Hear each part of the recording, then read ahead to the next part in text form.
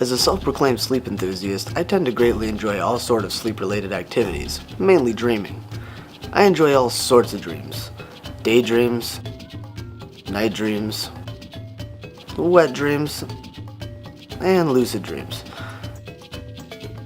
I haven't been much of a lucid dreamer myself, but the idea of controlling my dreams always fascinated me.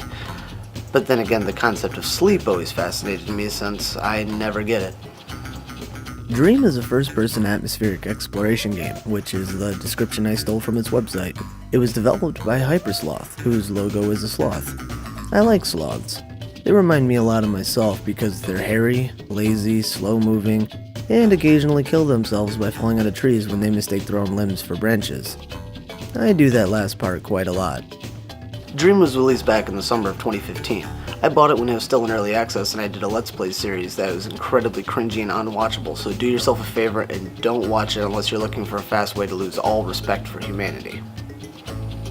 In Dream, you play as Howard Phillips, a whiny, self-loathing loser with no ambitions in life and does nothing but sleeps his life away. Howard Phillips? Psh, more like blue arachnia, am I right? Screw that guy. I'm gonna find a sweet spot. This is bullshit. You can cut this out. I'm not cutting any of this out. The game starts with us, or Howard, I guess, waking up from a nap on the couch. After some brief narrative about how much we suck at life. Well, that's another show you never finished, Howard. We can do some poking around where we find out our fridge is empty. Damn, I'm starving. Oh, and also our uncle is dead and gave us all his trash, including this house and royalties from his books he wrote, therefore encouraging us even more to do nothing with our pathetic lives besides sleep, which is exactly what we go to our bedroom to do. Hope it's a good dream tonight. Last night's was a little weird. And here's where the true draw of the game begins. You see, Howard is apparently an accomplished lucid dreamer, meaning he is aware he's dreaming and therefore can explore his dream worlds via a hub world of cubes for some reason. There's also a group of items we are given to aid us on our journey, which is cool, I guess. I mean, this is a dream world and we are lucid dreaming, meaning we could manipulate our dreams at will, but I guess a specific set of items works too. I mean, it's not my dream. If it were, there would be a lot more... never mind. After heading through a portal gate, we enter some sort of rocky desert world with street signs pointing us to all the attractions it provides. You like running around and looking at stuff while your character talks to himself because he has no friends? Well, hot dog, is this the game for you?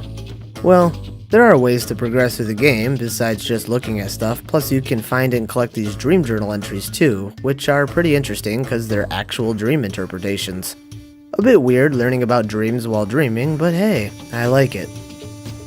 Speaking of progressing, after we are finished looking around and walking through other portals that lead to subworlds that are just there to explore, and still play music even though we have the music volume shut off because we got copyright flagged on our Let's Play videos because of it, we can go to the center, where we execute a program where we run around in mazes shutting off lights while trying to avoid shadow creatures, because, well, I don't know. I seem to be saying that a lot, but then again, this is a game about dreaming, so does anyone really know why they dream what they dream? I mean, except those dream interpretation people, but then again, they could be aliens or something. But I guess they're still people, really. I mean, what defines a person? Do they necessarily need to be a sentient life form from Earth to be considered people? I mean, couldn't they be a sentient life form from another planet to be considered people? What was I talking about? Oh right, shadow creatures. Maybe I should have waited till I was done playing before I drank the bleach. After we successfully lock all 4 shadows in the mazes and run the program again, the platform begins to raise and it also begins to snow, which reminds dear Howard of his beloved uncle writing his books. And also how he's gone too long since he last complained.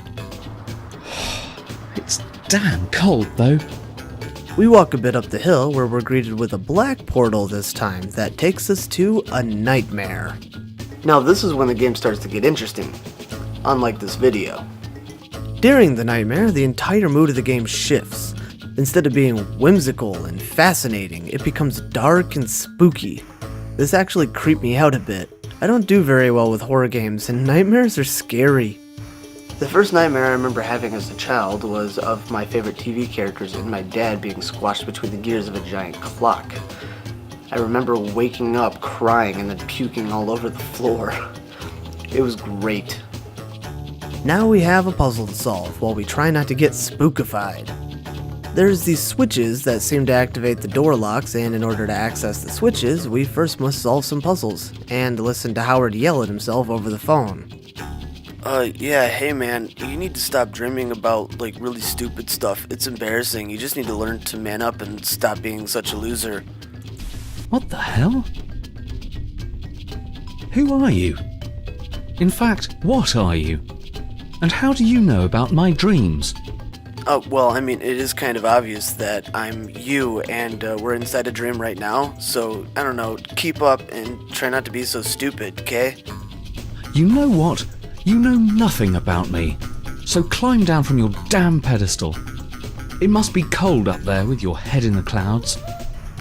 Look, if I wanted any lip from you, I'd jingle my zipper, and since you and I both know you have too many ribs for that, I'd suggest you just shut your mouth. This segment was rather short, which is a bummer, but oh well. Completing this nightmare means opening a whole new dream world to explore, and this time it's everyone's favorite place. An office building. The office dream is a bit more straightforward than the desert dream, and by that I mean it's not as fun to explore because it's not as open. There aren't many branching paths, and each path takes you to an absolute destination or brings you back to where you started. I mean, there are rooms to enter, but other than looking for the dream journal entries, there's no reason to really explore because there isn't too much interesting to look at. It's like sitting in a sandbox and going from building a sandcastle with your imagination to using a sandcastle mold. Sure, they're both a castle in the end, but the mold is quicker and, quite frankly, less fun. I haven't played in the sand in quite a long time now that I think about it. I usually just get it in my shoes, which ends up getting everywhere else and is a pain to clean up. I mean, I guess I could just wear sandals more often when going to the beach, and that would probably help with the problem. I'd go barefoot, but the sand is often really hot and I have delicate baby feet. Anyway, the ending puzzles to this dream I found more enjoyable than the running from the shadows in the desert one.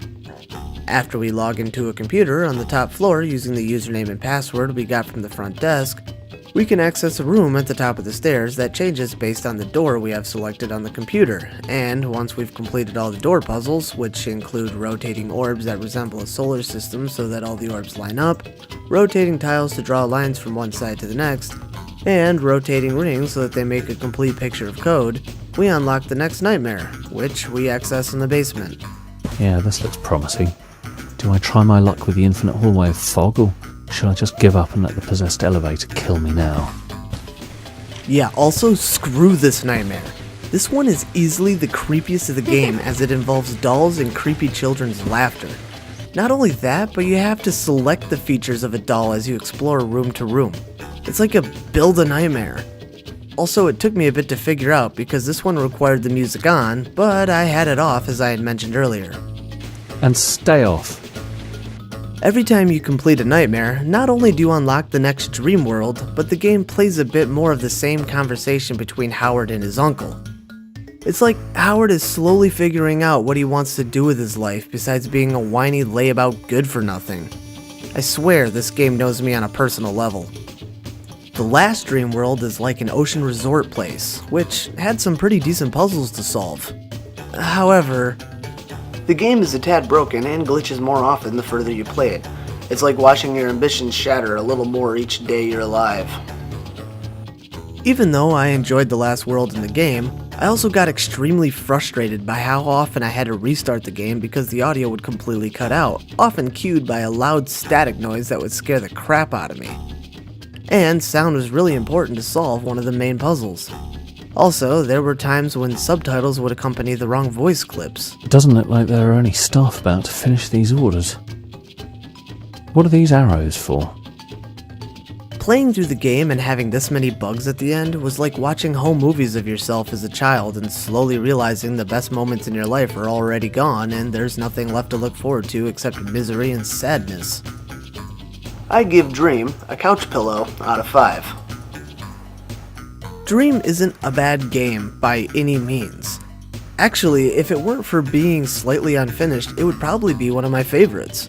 The developers even recently released a blog entry explaining the hardships they had to endure during the development process, which led to the game not being fully complete, so it's understandable, but still a bummer. Even with the bugs, I greatly enjoyed playing this game just for the atmosphere alone, not to mention the story as it unfolds. It has a pretty nice message to it too, which I personally took to heart. Dream is usually about $8.99 on Steam, but often goes on sale, which I would recommend waiting for to pick it up and play it. But for an atmospheric exploration sort of puzzle game, I did really enjoy my playthrough of Dream. I don't quite know how to end this video, so I'm just going to stare at you awkwardly for 10 seconds.